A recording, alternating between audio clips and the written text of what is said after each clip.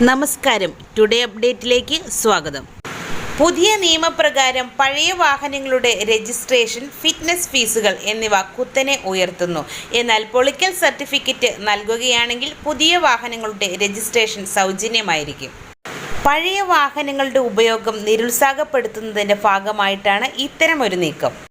October 1 മുതൽ ഈ നിരക്ക് പ്രാബല്യത്തിൽ വരും.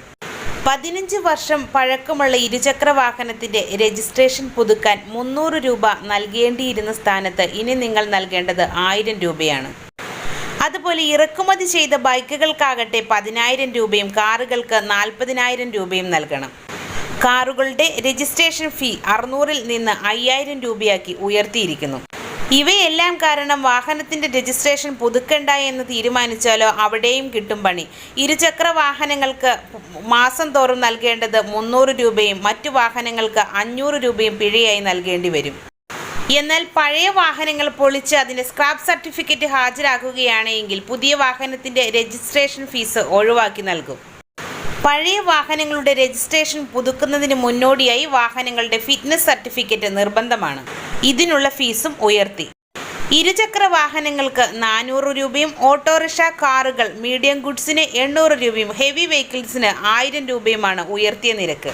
എന്നാൽ ഓട്ടോമാറ്റിക് ടെസ്റ്റിംഗ് സെൻ്ററുകളിലാണെങ്കിൽ നിരക്ക് വീണ്ടും ഉയരും. യഥാക്രമം 500 മുതൽ 1500 വരെ.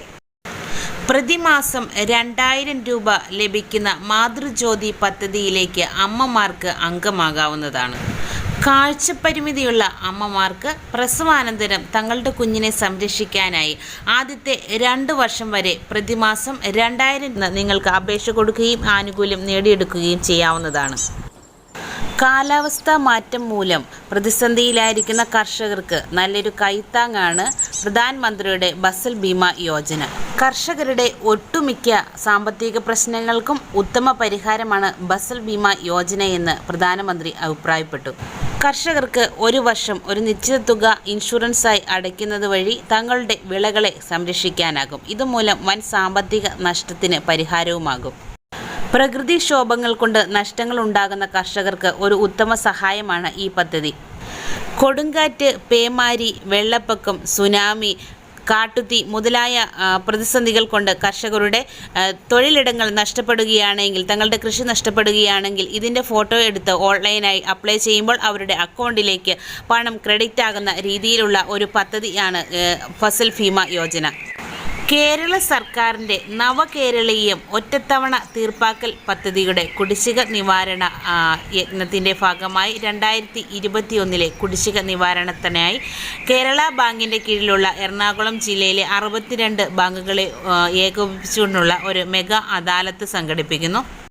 ആവശ്യമുള്ളവർ തങ്ങളുടെ കേരള ബാങ്ക് ശാഖകളുമായി ബന്ധപ്പെട്ട് ഒറ്റത്തവണ തീർപ്പാക്കൽ പദ്ധതിയിലൂടെ തങ്ങൾക്ക് ലഭ്യമായ ആനുകൂല്യങ്ങൾ നേടിയെടുത്ത് തങ്ങളുടെ വായ്പാ കുടിശ്ശിക തീർപ്പാക്കാൻ സാധിക്കുന്നതാണ്.